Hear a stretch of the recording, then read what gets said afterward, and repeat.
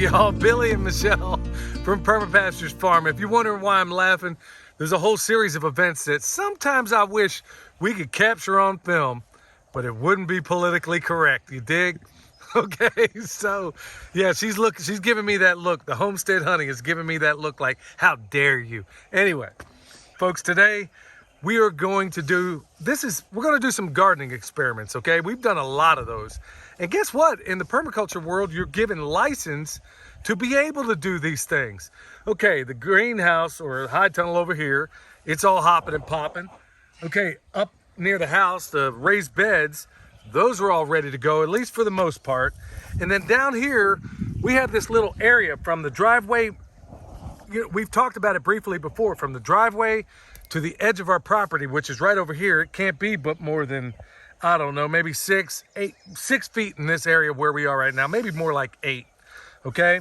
So we've talked about in those situations, what do you do? Well, we'll cover those things in a future video, like what do we do between the interstitial spaces between trees. But today, we're gonna be doing an experiment. I have no idea how it's gonna pan out. All of it was William's idea, which, by the way, you'll notice he isn't on camera. He found a reason to get himself out of this one. So he's got us over here doing it. So before we get into that, I want to talk about this prickly pear that was given to us by Two Old Crows Homestead. I want to give them a shout out, y'all.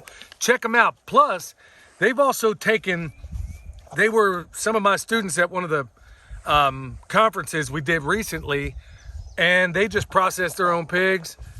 Awesome. And I can't wait to taste more of what they prepared at that last gathering, which was, what do they call it? Pork belly candy or something like that. Y'all, it was off the meat wagon. Check out that pork belly candy, which is unbelievable. Leaves me speechless.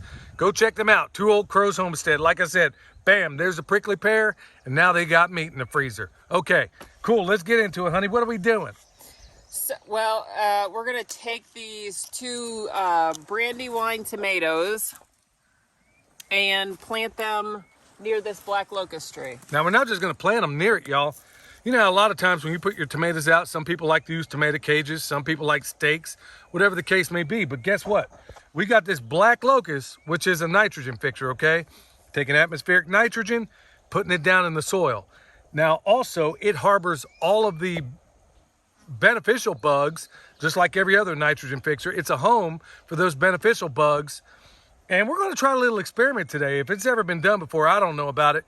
William came up with this idea. So what we're going to do, instead of putting a tomato stake next to this tomato, we're going to go ahead and situate it on this side, like right here. We're going to situate that thing right here.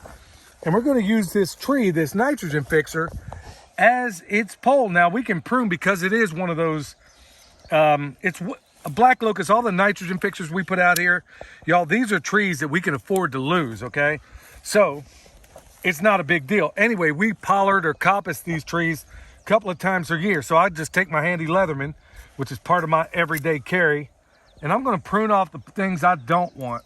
Now, being a black locust, of course, there's thorns all the way around it. Could be mimosa, could be redbud. Any number of things we have around. We can leave these others over here. Plus, the ones we took off, yeah, that look. So we can leave them. I'm saying, got to capture that on film. That look. You want to do it again, Shaniqua? I mean, Michelle? Okay, you can come in here and work and pick the tomatoes, too, amongst all these thorns. Girl, you know I will. So anyway, we're going to go ahead. You will. We're going to go ahead and put this sucker right in practically the same hole as this one right here. Ain't that right, honey? Mm-hmm. Lo and behold, look what you see coming up out of here. But look that way, y'all. What do you see? That's our ground cover, but why can't your ground cover be productive?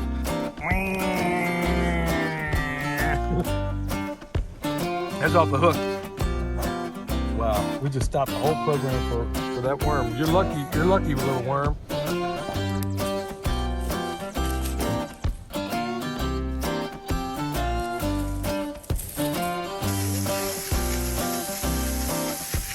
All right, so here we are up top. Now, just real quick over here, we got a bunch of potatoes doing great. Those tall things you see growing up out of there, well, that's horseradish. And we got some on each end. Looking fantastic, honestly. Okay, over here is more like a perennial kind of bed, almost like an experimental. Here, we're doing a lot of experiments in a lot of different places, but we got food growing everywhere, y'all. So, what do you see here? See a lot of little juvenile comfrey, okay? Over here, we got a little bit of oregano, but William came up with this other great idea. See, when we pull this comfrey up out of here, we're gonna basically take the entire thing. Well, he came up with this great idea that, hey, since we got all these extra sweet potato slips, while we're taking this comfrey out, because we can take it pretty much any time. Well, if these sweet potatoes work out up here, these aren't the best looking slips, as you can see, but we're gonna intersperse them down through here. Now, I would prefer to have a, quote, forked stick, but I don't have one. I got this stick right here, although I could just take about 20 steps and go harvest one. I'm gonna put that up in here, and then all throughout here, interspersed throughout it. I'm just gonna go ahead and see. I mean, has anybody ever done this before? I don't know. Look at you, Mr. Bumblebee. Has anybody else done this before? Look, I don't know. I'm not aware of it. That doesn't mean it can't be done. So when we go to dig these up, maybe we'll just go ahead and take the comfrey at the same time. This is one of those times, y'all, where we can make these experiments. Like William said, him being an intrepid permaculture designer himself, the idea is to get 2 harvests at the same time. Can it be done? Well, I don't know. Nobody figured out how to get to the Tootsie Roll center of a Tootsie Pop until somebody did it. So why not find it out this way too? But hey, y'all, as a little side note, I mean, all of us, and I mean this in the most profound way, y'all, all of us in these times, I think, should be asking a lot of critical questions about where you're able to grow food. I get tons of people writing out to us all the time saying, hey, well, I only have this little space. I only have this. I only have that. Well, maybe what we just did down the hill, you know, in the orchard it might very well be something you might want to consider. Will it work for you? I don't know.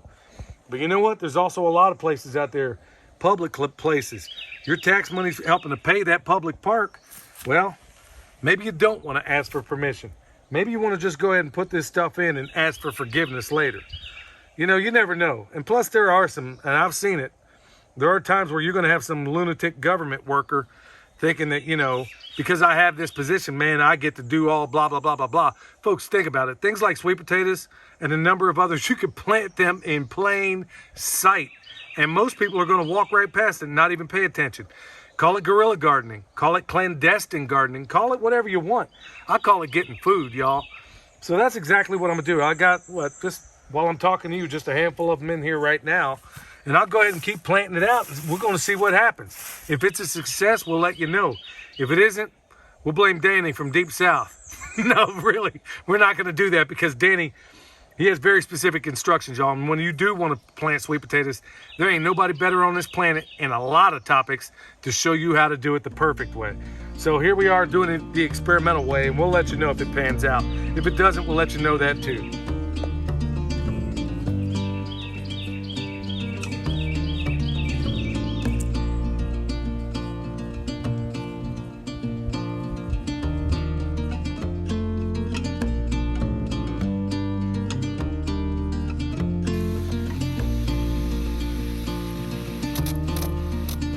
All right, y'all, so we did some experiments up there, got some up in the beds. Boy, is it a beautiful day.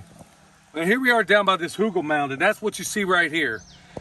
Basically, it's a bunch of rotten dead wood we couldn't do anything else with, and right there under all this big mound of dirt is where it is. Now we took basically the dirt out of this little pond down here that we have yet to hit with bentonite clay, and we've taken it and put it up here. That's where a lot of that material came from, also from one other place. But also down here, just a little side note, around here we got one of these Evercrisp apples. Over there is a peach. There's a lot of things I know because there's green on green, so it's tough for you to see.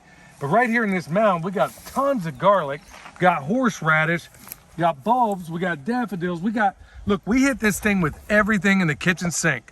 One thing we've never done before when it came to a Hugel mound is what we're going to do today. We're going to put peppers in here. We're going to put tomatoes up in here. We're going to put sweet potatoes up in here. We're going to put just about everything you can think of. Now, ordinarily with something like this, I'd just scatter it with a bunch of seeds, throw some straw on it, and have a nice day. but we're trying experiments that we never dreamed of before. Y'all, look, the main theme of this whole video and just about everything we do is doing the unconventional. If there was ever a time in this planet where we ought to be thinking way outside the box, right now is those times. So we're doing every experiment we can. Also for my own, I mean, this is part of the fun of this whole lifestyle, y'all, is not just doing things in patterns and rows.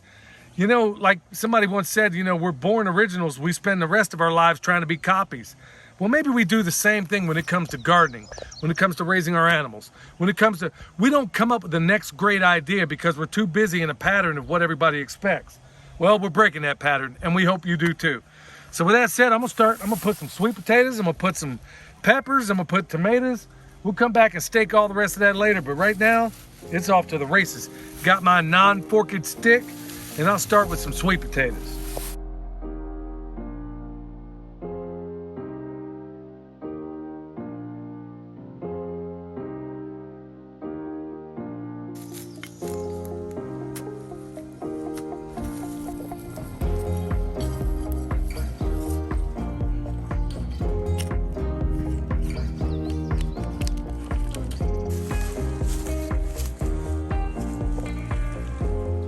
And just like that, that's a wrap, y'all.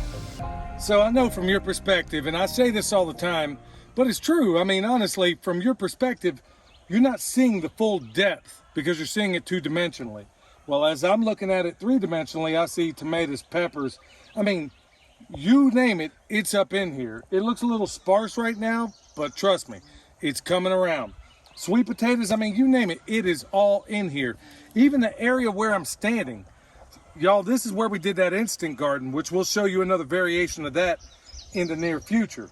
But look, the point of it being, and I said it probably 2 or 3 times already in this video, think outside the box.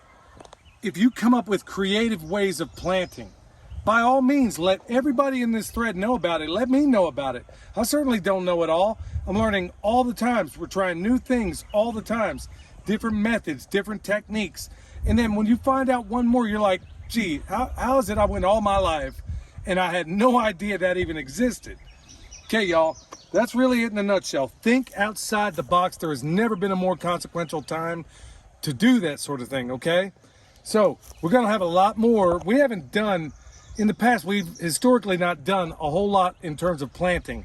We just assumed people didn't want to know that stuff, but anyway, or we thought maybe you were getting saturated or you saw too much of it from other people, so we concentrated more on animal systems.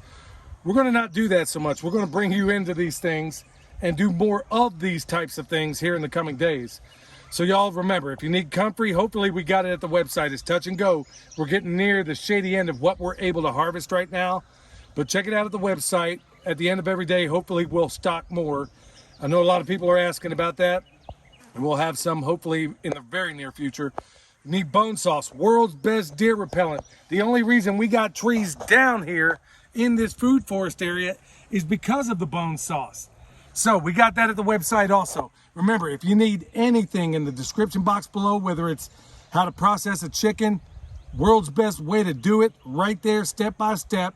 Also, if you need an EMP shield, well, yeah, I don't need to go on about that. You know the danger, or you know the concerns right now. If you need any of those things, y'all, check out the description box below. Check us out on Patreon. We put a lot of good, great information over there as well.